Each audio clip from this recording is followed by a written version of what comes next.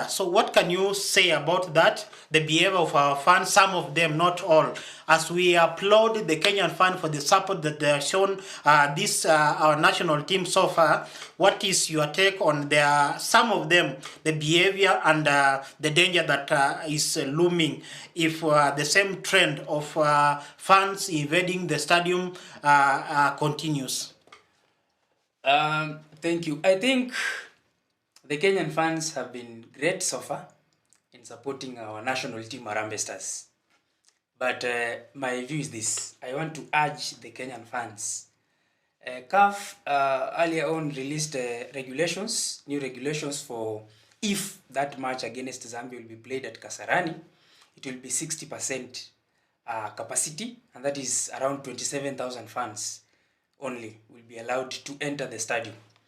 And the fans that will be allowed to enter the stadium will be required to have the electronic match tickets. Yeah.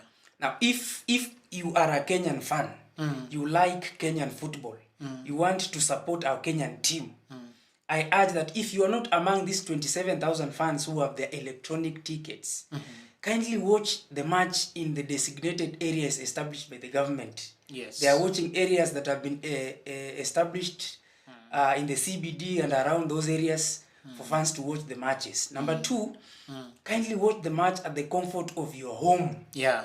So that if we qualify, that is what we are going to do.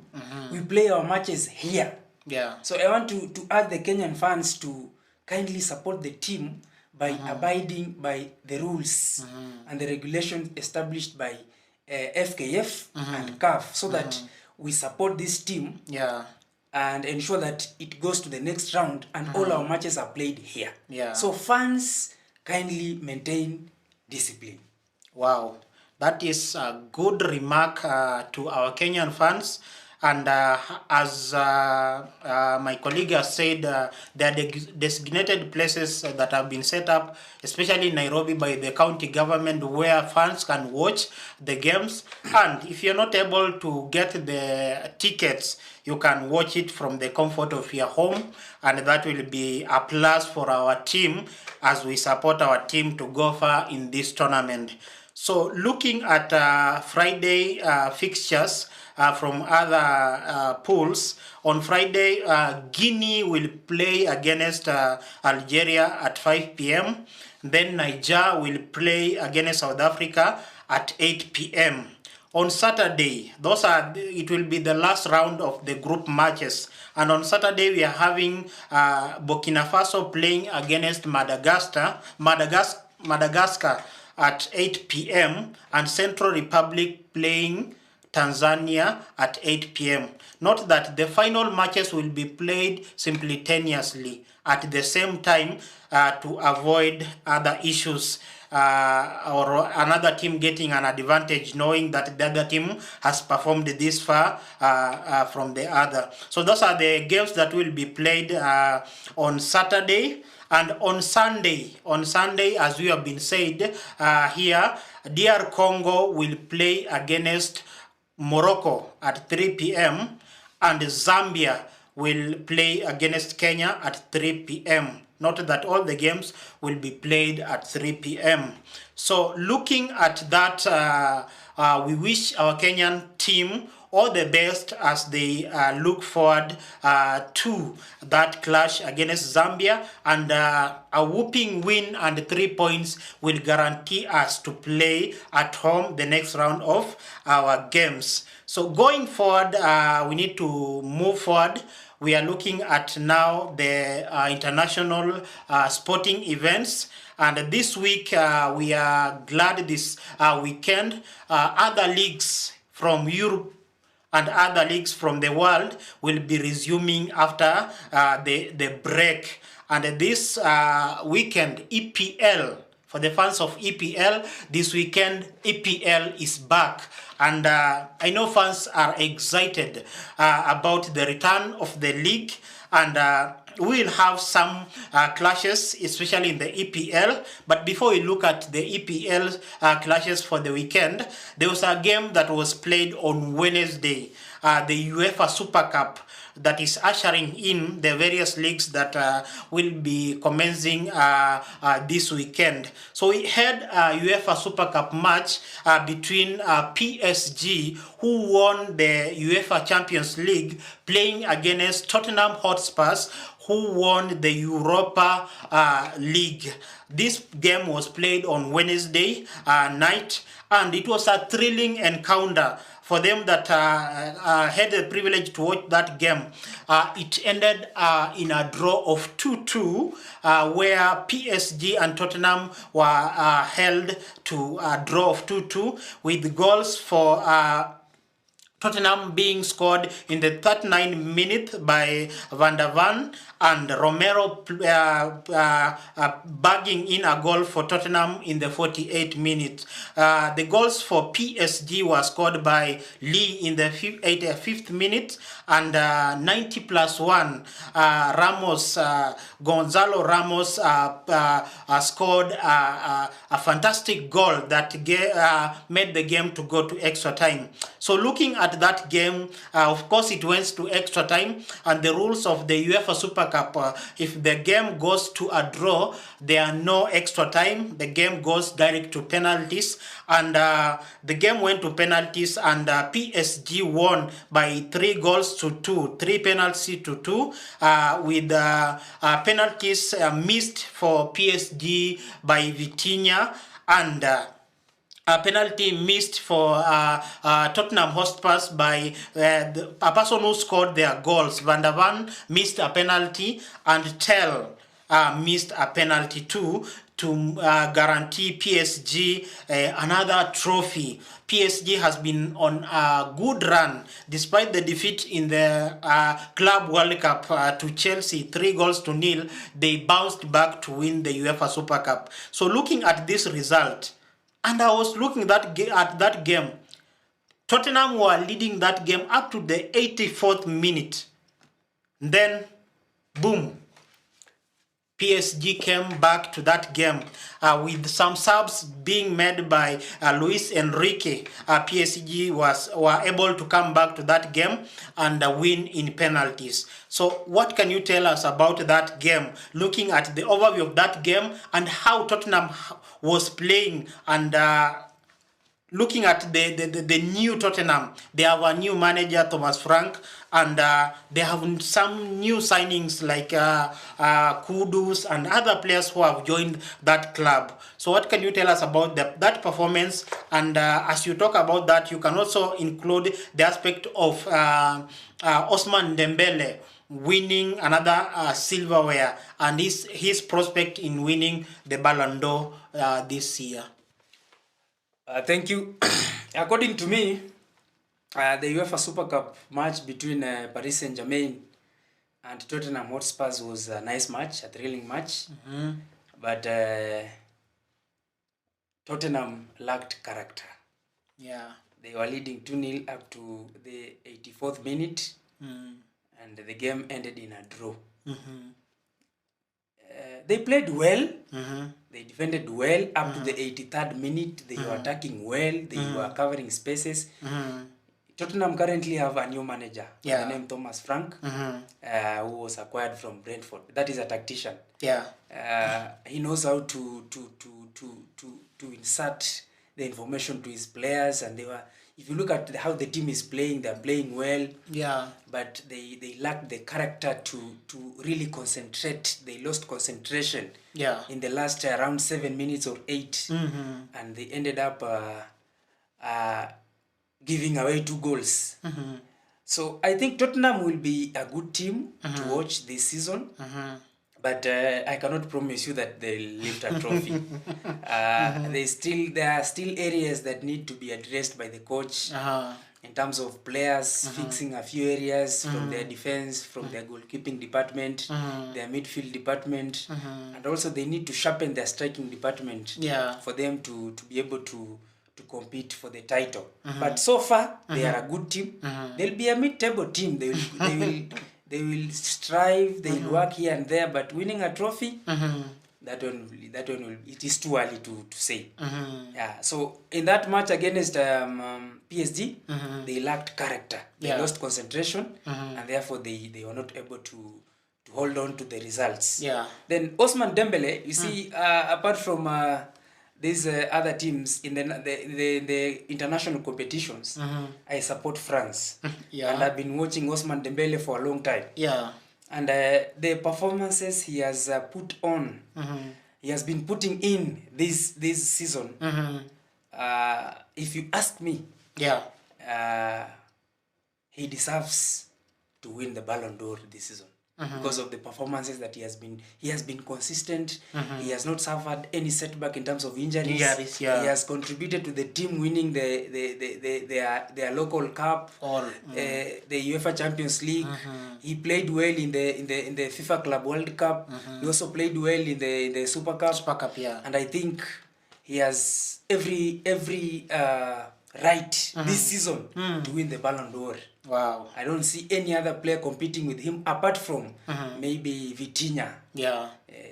Apart from maybe Vitinha, but Ousmane Dembele is top of the list in terms of Ballon d'Or awards. Wow. Yeah. So looking at we've said the EPL is coming back this weekend, and before we just look at the fixtures, I want you to tell me before the league starts, what is your top 4 prediction? You said you are a Man United fan, but I want just your honest opinion basing on the signings that teams have made. What is your top 4 prediction for this season 2025-2026? That is a tough one. For the season 2025-2026, I started by saying I'm a Man United supporter. Yeah. But so far, according to how the transfer window has behaved and how teams have been doing business in the market, it is not very good to say as a Man United supporter to support Liverpool. I'm not supporting Liverpool. Yeah. But I'm saying that according to how the team is, the structure of the team, I see them competing for the title. I see Liverpool competing for the title. So maybe, according to my prediction, Liverpool will finish at the top. Then the second position, either Man City or Chelsea. Man City or Chelsea. Chelsea were a good team. If you looked at them, the signings they have made, how they participated in the FIFA Club World Cup, but they suffered a setback in Levi Colwill suffering an ACL injury. So that defense department will suffer because they now have 3 centre backs only. So I see Man City finishing as the second team. Then Chelsea are likely to finish as the third team, and maybe Arsenal as the fourth team. It will be a lie to say that Manchester United will finish in the top 4. Because last season we finished 15th. So we are going to make improvements here and there, but if you ask me, Manchester United, top 6. That is achievable and that is realistic. But top 4, that one will need a lot of effort. But you never know. Football is a crazy game. Sometimes things happen. According to me, my top 4 prediction will be that one. Tottenham are still not yet there. So I'll give them somewhere around position 7 there. They'll be fighting that position with Newcastle, Manchester United, Aston Villa there, trying to look for. But according to me, Liverpool, Man City, Chelsea, Arsenal. That is my predicted top 4 for this season 2025-2026. Basing on that, looking at Manchester United, now that you are a fan of Manchester United, what should be done right in that team to pull it back to that aspect of finishing or challenging for the title? So far, Man United, the best team in the EPL so far, have made 4 signings. One of teenager Diego Leon, who is a left back or left wing back. They signed Brian Mbeumo, who is a winger. They also signed Mateus Cunha, who is a winger and can play in the midfield. and they signed Benjamin Sesko, who is a striker. That department, in the striking department, last season we suffered because we didn't score goals. We were creating chances, opportunities, but we didn't score goals. But so far, that department has been strengthened. And you can say that it is one of the lethal striking departments in the Premier League, in the English Premier League this season. But we also have other departments that need to be strengthened. We need a holding midfielder. We need a holding midfielder who is able to play the ball, a ball-playing holding midfielder. And that's the reason why, if you look at the rumors, they're saying, oh, Manchester United is looking at the prospect of looking for maybe Carlos Baleba, maybe Adam Wharton from Crystal Palace. Man United urgently needs a defensive midfielder. Apart from that, Manchester United needs a goalkeeper. You cannot win the league with Andre Onana as a goalkeeper. You cannot. Manchester United needs a goalkeeper. If you look at, you see, the manager who was brought in, Ruben Amorim, is playing a system of 3 defenders. So we need 3 stoppers. In that department, Lisandro Martinez is coming back from injury, is not yet ready. If you look at Mazrui, has a minor injury. If you ask me, Manchester United also need to acquire another centre-back. So we need a goalkeeper, an extra centre-back, and a defensive midfielder. And if those 3 signings are made before the transfer window closes, the top 4 prediction will now change. I can now put Manchester United fighting for a top 4 position. Because they'll have a holding midfielder that fits into this system. And they'll have a goalkeeper, and they'll have a defender, who will work together with the Lenny Oro and Delete and maybe Maguire to ensure that the defensive partnership works. So if you ask me, that is what Manchester United needs currently for us to compete with teams like Liverpool, with teams like Manchester City, with teams like Arsenal and Chelsea. Yes. Wow. Thank you for that honest opinion about your team. And we hope before the transfer window closes, Manchester United will have made those signings, and we need to have Manchester United fighting for the top 4, even the title, to bring back the ooze that we used to have back then when Manchester United was Manchester United. So as we come to an end, we need to look at the fixtures for this weekend. And we have some mouth-watering fixtures this weekend that is coming up in the EPL. On Friday, the league is starting on Friday, and we are having Liverpool versus Bournemouth. What is your take on that clash? If you look at the Liverpool Football Club, they won the league last season, and they have not been sleeping on the transfer market. They have acquired talents. They have acquired a left back in Kerkez. They signed an attacking midfielder in Florian Wirtz. They signed Hugo Ekitike as a striker. And they are still in the transfer market looking for an extra defender, 2 extra defenders and a striker. So if you look at that Liverpool team, I watched their match against Crystal Palace in the Community Shield match last weekend. If you look at that team, this opening match on Friday against Bournemouth, Bournemouth has lost the entire defense that they had last season. The entire defense. Plus coach. So I think Liverpool will win that match by at least 3 goals. Wow, that is the EPL fixture that will be opening the season, this 2025-2026 season.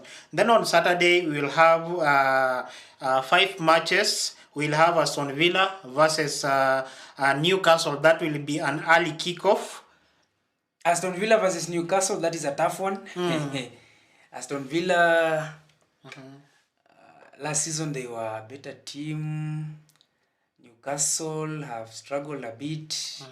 They have had issues with their striker Isaac, but they have also been active in the transfer market. That will be a tough one. But my prediction is Aston Villa will edge Newcastle in that match. Yeah. Aston Villa are likely to win that match against Newcastle. Newcastle is yet to settle. Yeah. In their quest for a better position This season. Then at 5 p.m. Brighton versus Fulham. Brighton versus Fulham. Brighton lost their main striker. Yeah. In Joao Pedro to Chelsea. They also lost their left back Estupinian, who went to, I think, AC Milan. They will struggle in that match. They will really struggle in that match. I see Fulham edging Brighton in that match, or it might end in a draw. Yes. Then we have these new boys in the EPL, Sunderland facing West Ham. Sunderland are newcomers in the league. They have signed players, but there is still something lacking. They need a few weeks for the chemistry to match. West Ham, they have had a good preseason.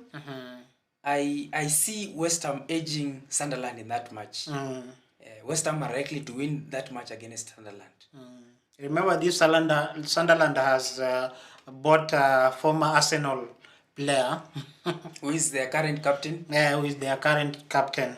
Yeah, Granit Xhaka. Xhaka from Arsenal. Yeah. So we'll be seeing him playing even against Arsenal this season. Then another match at 5 p.m. will be Tottenham versus Burnley, new boys in the league. Burnley were a good team under Vincent Kompany 2 seasons ago. They are now back.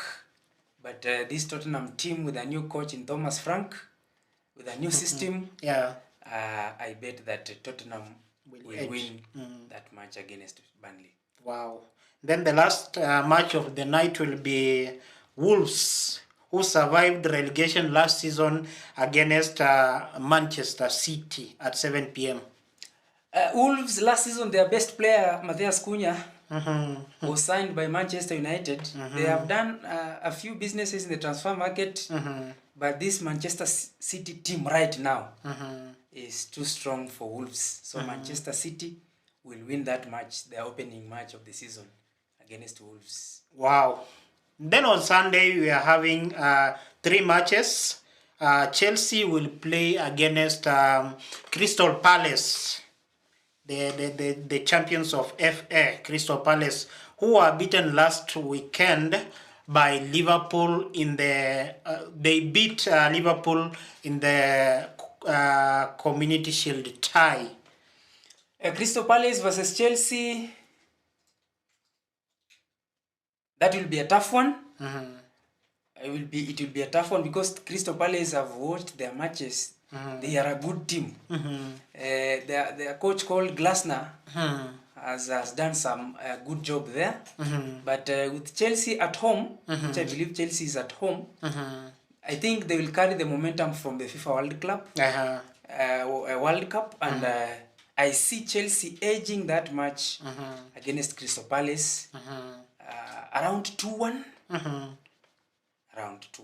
Wow. Then another match the same day is Nottingham Forest versus Brentford. Nottingham Forest versus Brentford at 4 p.m. Brentford was a good team, but they lost their manager. Yeah. They also lost their best player in Mbeumo. Nottingham Forest, yes, they lost their player in Anthony Elanga, but I think they are a good team, the Nottingham Forest. So I see that will be a tough one. That will be a cracker. But Nottingham Forest are likely to edge Brentford in that match. Wow. Yeah. Then let's look at the Monday one. Then we'll come back to the big one this weekend. On Monday, Leeds is playing against Everton at 10 p.m. Leeds against Everton, that is a tough match. Leeds are newcomers. They are a well-coached team. Everton, so far, their activity in the transfer market has not been good. They've bought Grealish. Apart from acquiring Grealish from Man City on loan, they have not been active in the transfer market. And therefore, if you look at their team, that match is likely to end in a draw. That match is likely to end in a draw because Leeds is a well-coached team, and it will not surprise. It can even surprise Everton. So it's likely to end in a draw, that match, on Monday. That is Monday night football. That's a Monday night football. Then the big one this weekend will be Manchester United versus Arsenal at 6:30 p.m. Kenyan time. Wow, what a clash to start the season with. What's your take? Manchester United will play Arsenal as their first match of the season, and that will be a tough match. That will be a tough match at Old Trafford. So this is what I'll say according to my view. That match will depend on how Amorim picks his team. If he makes good squad selection, Manchester United are likely to win that match. So Manchester United are coming into this match as underdogs. You see, Arsenal finished in a better position last season. They acquired the Manchester United coveted striker in Gyökeres, yeah. But Manchester United also have done some good business in the transfer market, as I said earlier. Yeah. So they have a good attack. Yeah. So it will depend with the choices made by the coach, and if the players are able to stick to the system. Manchester United are likely to win that match on Sunday at Old Trafford. Yes. Wow. What is the prospect of Arsenal winning that game? It is an open match. Arsenal can also win that match if they plan themselves well. But as a Manchester United fan, with these promising signings that we've made, if the coach selects a squad that is good, Manchester United are likely to win that match, or it ends in a draw. Because if you remember last season, the last match between Arsenal and Manchester United, all the fans were saying, "Oh, Manchester United are coming to this match as underdogs, beaten 5-0, so on." But Manchester United turned up in that match in a way that surprised so many fans. So I expect Manchester United at Old Trafford, the Theatre of Dreams, this Sunday, to surprise also the fans by showing character and determination and winning this match. Yes. Looking at Arsenal in the past 3 friendlies that they have had with their new signing, Gyökeres, I think you've watched your matches, the pre-season, at least the last 2 matches that you played against Bournemouth and West Ham. And looking at how Arsenal has been playing in the last 2 pre-season with their coveted striker Gyökeres not doing so much in that game, do you think Gyökeres will take time to adapt to the English Premier League, or it will be a good journey for him to start like Haaland when he came to Manchester City? Gyökeres is a good striker. He was a good striker in Lisbon. But this is the English Premier League.